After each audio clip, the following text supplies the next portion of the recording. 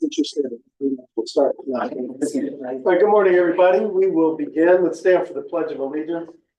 I Pledge allegiance to the flag of the United States of America and to the republic for which it stands, one nation, under God, indivisible, with liberty and justice for all. Thank you. Please be seated. The meeting is called to order, and I know for the record that all board members are present. Good morning.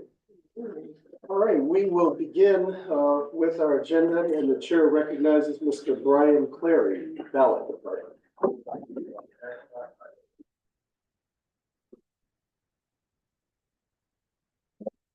Morning.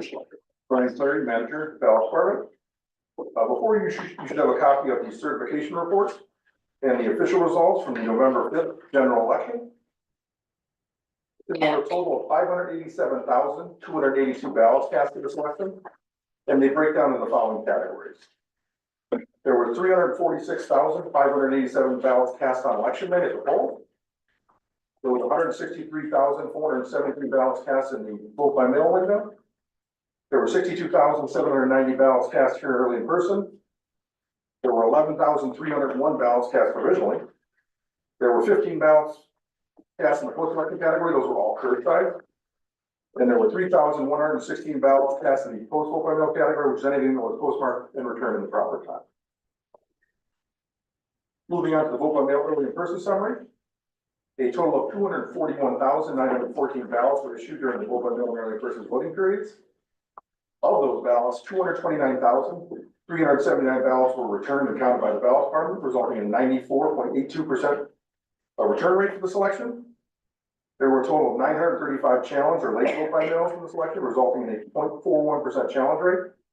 That challenge rate drops to 0.17% when you exclude voters who return their ballot late. And below that, you have a breakdown of the categories in which they returned and then the rejection category. I'll take any questions you might have about them. Vote by mail early in person ballots. Hearing none. Moving on to the provisional ballot summary. A total of 14,390 provisional ballots were cast during this election.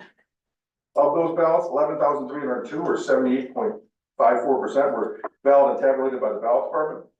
Actually, we tabulated 11,301, and the reason for that is our system only takes up on a page one. There was one ballot that was returned without a page one, so there are 11,302 in our DIM system, 11,301 in our tabulation system. That's just the way our system works. There was no page one return, so that's why they're slightly different numbers there.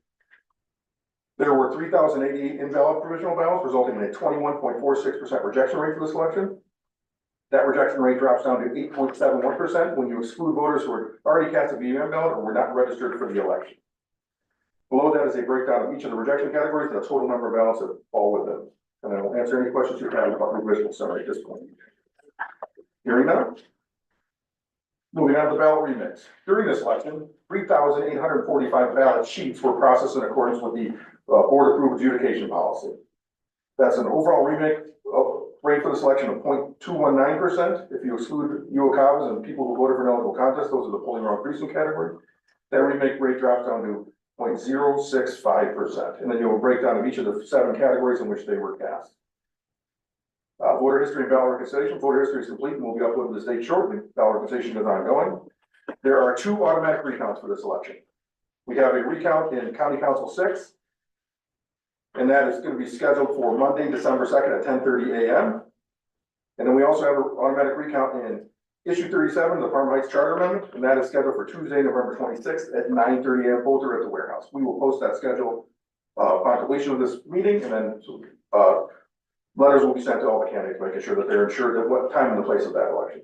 Yeah, and each candidate will be able to bring one additional person with them for each county team. So for the county council race, we'll have 6 county teams, so that candidate can come themselves, plus bring 6 additional observers with them. Thank you. The requested recount deadline is Monday, November 25th at 4 p.m. The post-election audit will be conducted upon completion of any automatics or requested recounts that we have. We can't set a date at this time. We'll use our normal risk limiting audit method.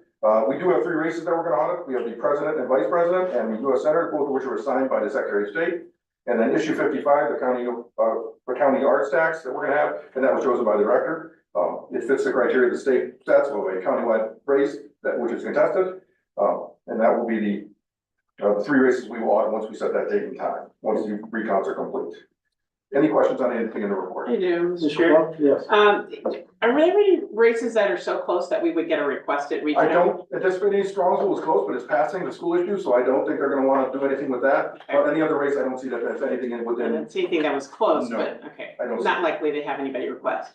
Thank you. And I would like to point out that if you look, compare the unofficial to the official, no races flip, but because part of our normal process is to compare other numbers and make sure that everything's correct, we had certain numbers that went up or down. So like some election days went up or down based on we had issues at the polls. We review those, rescan them, get the right numbers in there. And our EIP ballots went slightly up again. We want to review those and make sure they're right. So election day, we thought we had everything in. Turns out we had something we had to rescan, so we did that as part of the official count. So if you look at the unofficial, the official, those numbers went slightly up. The election days might go up or down depending on the race.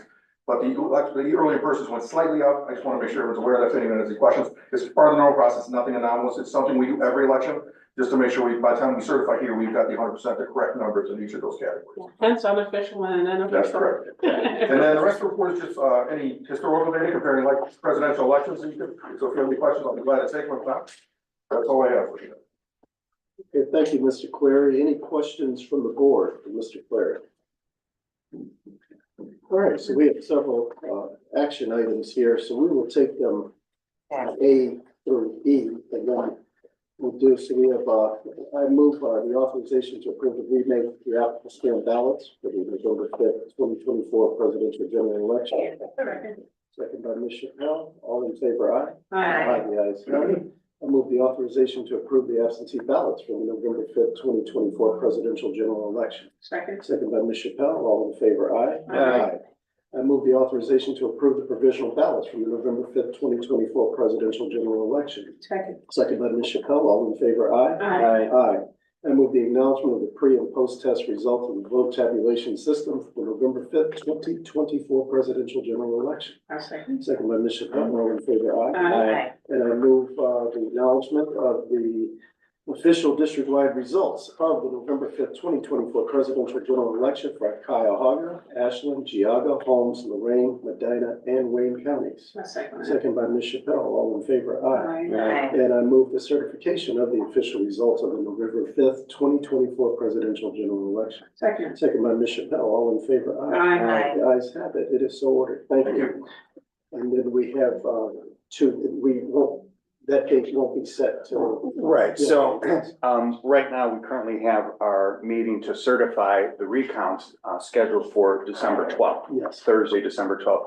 But in order to allow staff to have adequate time to get all the audit completed before the holidays, if we don't get any requested recounts by Monday, this coming Monday, then we will reach out to the board and see if you're available for us to maybe move that meeting up from Thursday to Tuesday, December 10th, and have our, it should be a quick meeting, the certification meeting at that point of the recounts. Okay. Okay, great. Thank you, Mr. Gallagher. Anything else on that front? All right, exhausted that. On to candidate and petition services.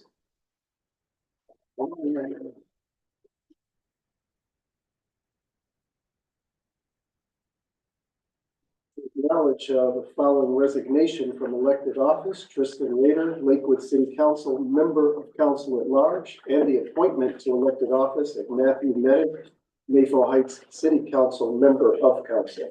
Second. Second by Ms. Chappelle. All in favor? Aye. Aye. The ayes have it. Thank you. We're on to our human resources agenda. We have a reclassification. I move to reclassify the EPB, Electronic Poll Book Coordinator for the IS Department, to System Administrator, IS Department. Second that. Second by Ms. Chappelle. All in favor? Gavin, Yes, just one yes. question before we, so is this, we discussed this. Yeah, this is, the Mike Tanavino, you could be a coordinator position. So by reclassifying it, the person will be able to have the skill set, because that position has its peaks and valleys. This way, the person will be able to help assist other duties for the IT department as well. Good. Thank you. Any other questions? All in favor, aye? Aye. Aye, you guys have a Mr. Gallagher, anything that you want to? No, I mean, we just had our meeting last Friday, no changes or updates. Staff is continuing to do the post-election cleanup. We do expect the poll worker payroll file to go to the county today as scheduled. So, Thank you. And speaking of poll workers and all of the early in-person workers, we want to thank everybody for the tremendous job that they did in the early in-person voting process and in the field on election day. Many trying circumstances, some emergencies popped up, but everybody powered through. And Ohio's a leader in election administration, and Cuyahoga is a leader of leaders. And so we want to thank everybody for the fine work they did and the internal staff here at the Board of Elections. Yeah, just, I would just echo those comments. We are Cuyahoga County and there's always issues that arise, but, you know, we just have a tremendous staff and, you know, it's just amazing the work that you guys do and you work so hard. So I just would just echo the chair's comments. Your work is appreciated by, you know, the board, me, the board, and all the voters, actually. Lots of people sent comments for every complaint about some issue. There were a gazillion folks saying, hey, great job, great job. So thanks for all the hard work. That's right. No, we don't want to leave out the curbside. Curbside Yeah. folks too, yes. All right, the chair has not received any requests for public comment, and there being no other business before me, I move to adjourn. Second. Second by Ms. Chappelle, all in